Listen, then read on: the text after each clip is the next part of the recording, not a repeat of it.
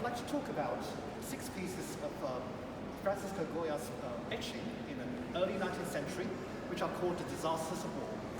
They are pieces of etching and aquatint paintings that he painted in the 1810s, right in the aftermath of Franco-Spanish War, or what we so called the Peninsular War.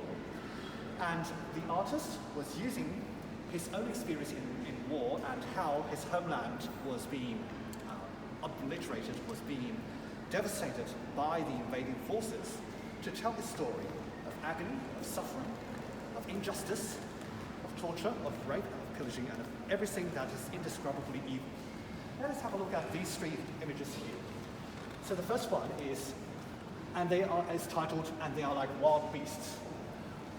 We are like a cameraman capturing all of these militiamen, invading militiamen in their action, where they're trying to tearing off clothing or robbing objects and even raping, where there are some local Spanish ladies who are trying to desperately but unsuccessfully to stop them from their evil acts.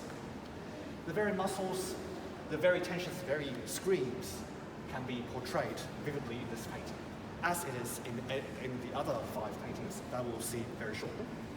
The second one, they make use of them. You may see, at first sight, you may wonder whether, or what were these invaders doing to the local Spanish farmers. Against a dry tree trunk, lifelessly standing in the middle of nowhere, you would see clothing being pulled off from the farmers.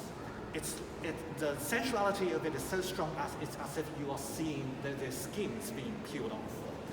It's giving me that kind of strong sense of pain and torture.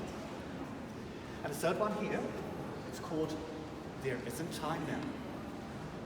What do we think? What do we imagine? There isn't any time for you to escape being raped.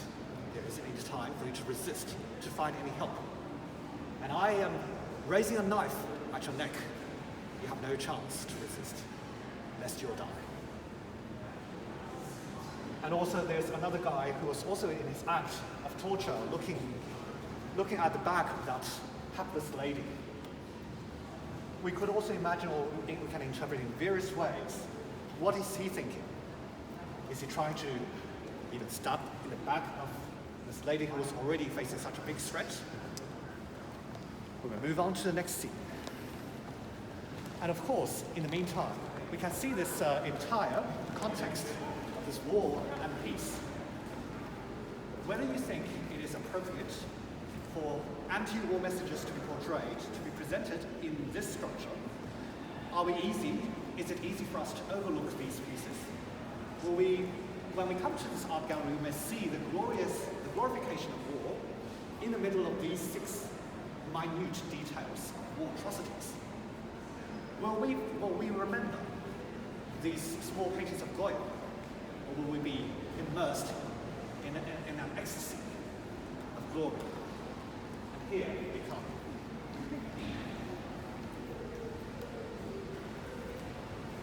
For these 3 paintings here at the top, what more can be done?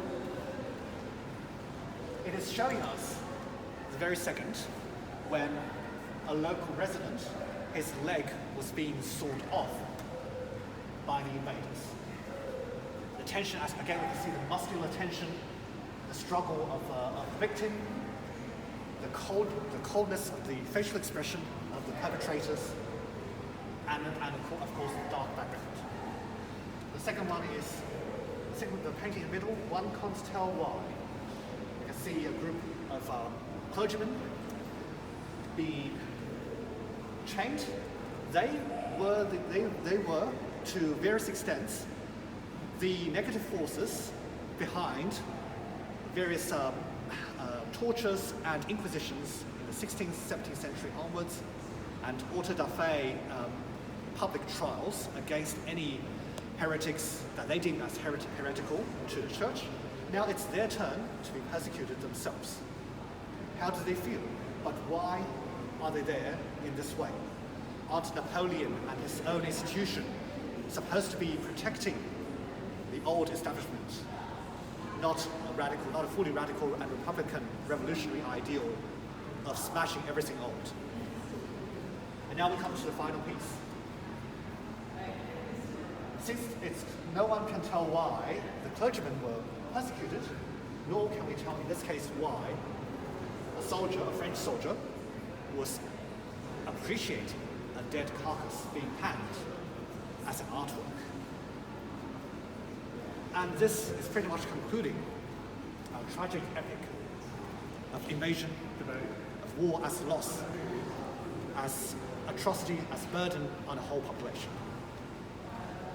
Welcome to my world, a world of sadness, a world of Goya. Oh, very nice.